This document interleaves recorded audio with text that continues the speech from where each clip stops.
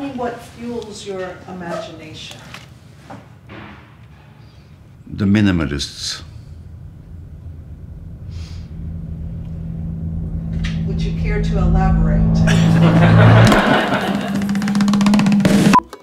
I surprise myself by always being fascinated by people that work in a very minimalistic way, because it triggers my fantasy. It kind of goes beyond the actual words to describe something.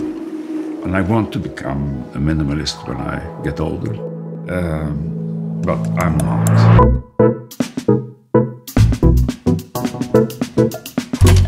I went to College of Art and Design in Stockholm.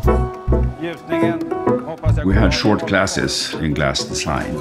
Twice a year, the whole class went down to the kingdom of glass. There were 30 glass factories down here.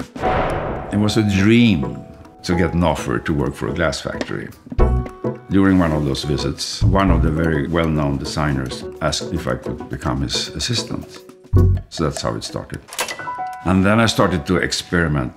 There must be a way beyond the traditional ways of working glass. And I thought, sand, that has been used for casting metal for thousands of years. It was such a discovery to be able to be free with the material, to use my hands, to use my fingers. I don't think I would work with glass without having discovered this possibility of casting in sand. I must say that my priority has always been to design for the factory, not to express myself. We've been working together for so long, everybody knows by now what to do, but I do know the capacity of each individual, so I know that they are at the right position.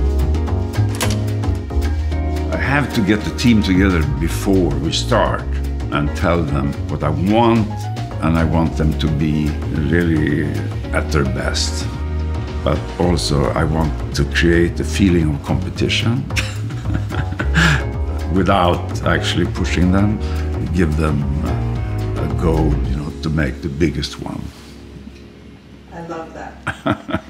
Around the storytelling of your vessels. The ships. Oh, no, they're different.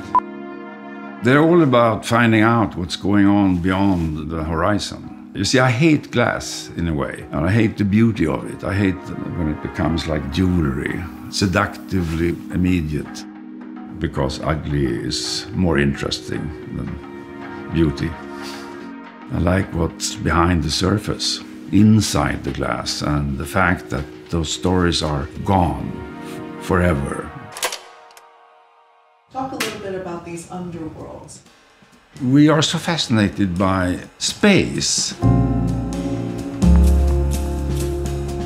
Spend so much money in order to get people out to Mars or other planets. But we know so little about what's going on in the water. So those blocks has become a way to describe what a fragile surface we actually live on without knowing the wonders or the danger that's going on in the deep waters. I want to make that thin surface that we live on scary. It kind of is starting to fall apart or fall into destruction.